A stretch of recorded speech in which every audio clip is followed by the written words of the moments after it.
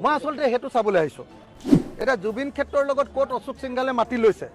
মই অশোক সিংঘালক স্পষ্টকৈ কৈছোঁ যদি মাটি আছে জুবিন ক্ষেত্ৰৰ লগত খোলা খুলি ভাই অশোক দা এৰি দিয়া মাটিটো নহ'লে তোমাৰ মাটিটো আমি দখল কৰি ল'ম মিছা কথা কৈ লাভ নাই অসমীয়া মানুহে কোনো অশোক সিংঘালক আমাৰ জুবিন দাৰ সমাধি ক্ষেত্ৰৰ মাটি ল'বলৈ নিদিওঁ এইটো ট্ৰাইবেল বেল্ট এণ্ড ব্লকৰ মাটি হয়নে নহয় ইয়াত ট্ৰাইবেলসকলৰ এখন সমাধি ক্ষেত্ৰ আছিলে তেওঁলোকৰ সমাধিৰ কাৰণে আমি অলপ মাটি উলিয়াই দিব লাগিব আৰু বাকী মাটি আমি সম্পূৰ্ণৰূপে জুবিন দাৰ ক্ষেত্ৰৰ কাৰণে উলিয়াব লাগিব মই আজি ইয়ালৈ আহিছোঁ মোৰ অহাৰ উদ্দেশ্যটোৱে হ'ল মই ইয়াত জুবিন দাক সেৱা ল'ম আৰু সেৱা লৈ মই পাহাৰৰ মাটিখিনি চাবলৈ যাম কাৰণ অশোক সিংঘাল বাহিৰৰ পৰা আহিছে অসমত গোটেই মাটি দখল কৰিছে তেওঁ অকল কামটো হ'ল অসমৰ মাটি বেদখল কৰি অসমৰ মাটি লৈ অসমত মানে বিল্ডিং বনোৱা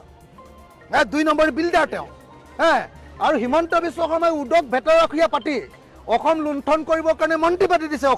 অশোক সিংঘালক কিন্তু এইবাৰ যদি জুবিনদাৰ মাটি লয় জুবিনদাৰ বাউণ্ডেৰীৰ মাটি যদি কোনোবাই লয় ইয়াত থকা চৰকাৰী মাটি আৰু ইয়াত থকা ট্ৰাইবেল বেল্টৰ মাটি যদি কোনোবাই মাৰোৱাৰীয়ে ল'বলৈ আহে এনেকুৱা ৰাম খেদন দিম মই নিজে চাবলৈ আহিছোঁ আৰু মই সেইকাৰণে অশোক সিংঘালক কৈ দিছোঁ অশোক দা বুলিয়ে মাতো অশোক সিংঘাল ডাঙৰীয়া আপোনাৰ যদি মাটি আছে একদম যি আছে উঠাই লৈ যাওক আমাক মাটিখিনি জুবিনদাৰ কাৰণে লাগিব আমি ল'বলৈ আহিছোঁ চাবলৈ আহিছোঁ আৰু যদি আগফালে কোনোবাই অশোক সিংঘালেই হওক বা অন্য ৰাজেশ বাজাজেই আহক ৰাজেশ কিবা এটা আছে ৰাজেশ জালানিয়ে হওক ৰাজেশ জালানিয়ে হওক বা অশোক সিংঘালে আহক দলি মাৰি পেলাই দিম খোলাখুলি কথা